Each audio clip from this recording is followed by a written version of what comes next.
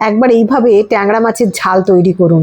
আলু দিয়ে ট্যাংরা মাছের ঝাল খুব কম সময় খুব কম উপকরণ দিয়ে তৈরি হয়। নমস্কার বন্ধুরা, ওয়েলকাম টু মাই জিমাস কিচেন। এখানে আমি একটা আলু, একটা বড় সাইজের পেঁয়াজ, একটা ছোট টমেটো আর 8-10 কোয়া রসুন নিয়েছি।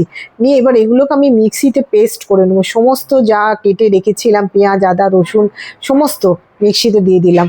এবারে আমি এখানে 5খানার মতো ট্যাংরা মাছ নিয়েছি। নুন হলুদ ভালো করে মাখিয়ে রেখে দেবো কিছুক্ষণের জন্য। আর যেই মশলাটা মানে আনাজটা নিয়েছিলাম সেটা আমি একটা পেস্ট বানিয়ে নিয়েছি। এবার কড়াইতে পর্যাপ্ত পরিমাণে তেল দিয়ে দেবো। এই তেলটাতেই পুরোটাই মাছ ভাজাও হবে প্লাস রান্নাও হবে। এবার তেলটা খুব ভালো করে গরম করে নেবো। গরম হয়ে গেছে, এর মধ্যে আমি একটা একটা করে মাছ ছেড়ে দেবো। ট্যাংরা মাছ কিন্তু খুব ফাটে, খুব সাবধানে করতে হবে। এবার এতে সমস্ত মাছ দিয়ে দেওয়ার পর আমি ঢাকা দিয়ে দিলাম, দিয়ে এক পিঠ ভেজে নেবো। দেখুন এক পিঠ আমার মোটামুটি ভাজা হয়ে গেছে। এবার আস্তে আস্তে আমি এটাকে উল্টে দেবো, এক পিঠ আর এক পিঠ ভেজে নেবো। এবার দু পিঠই আমি ভালো করে একটু লালচে করে ভেজে নেবো। আবারও আমি এটাকে ঢাকা দিয়ে খানিকক্ষণ ভেজে নেবো। এবার কিছুক্ষণ পর আমি ঢাকা খুলে দেখি হয়ে গেছে, পুরোটাই ভাজা হয়ে গেছে। দু পিঠই আমার ট্যাংরা মাছ ভাজা হয়ে গেছে।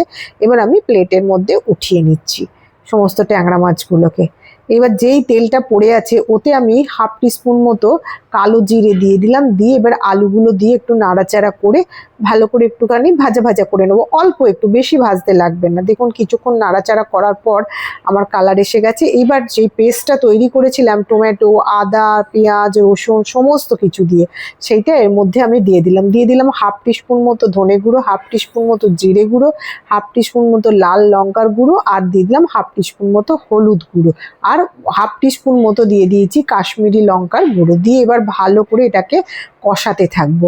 এই মশলার যতক্ষণ না গন্ধটা চলে যাচ্ছে, কাঁচা গন্ধটা, ততক্ষণ অল্প অল্প জল দিয়ে গ্যাসের ফ্লেমটা খুব কম রেখে মানে মিডিয়াম টু লো এর মধ্যে রেখে দিয়ে আমি এটাকে কষাতে থাকবো। বেশ কিছুক্ষণ ধরে এপাশ ওপাশ করে কষিয়ে নিয়ে আবার ঢাকা দিয়ে দেবো। কিছুক্ষণের জন্য ঢাকা দিয়ে রেখেছিলাম, আবার খুলে দিয়ে দেখুন আবার আমি কষাচ্ছি।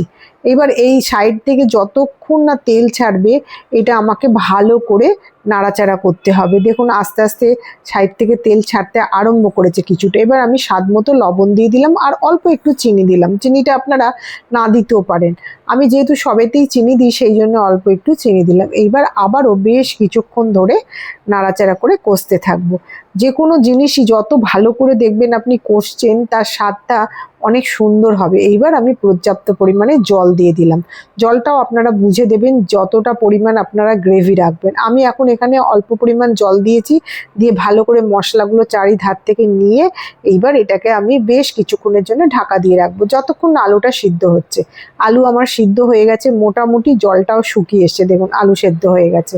এবার আমি আরও একটু জলের মধ্যে দিয়ে দিলাম, কারণ আমার এতটাই গ্রেভি লাগবে।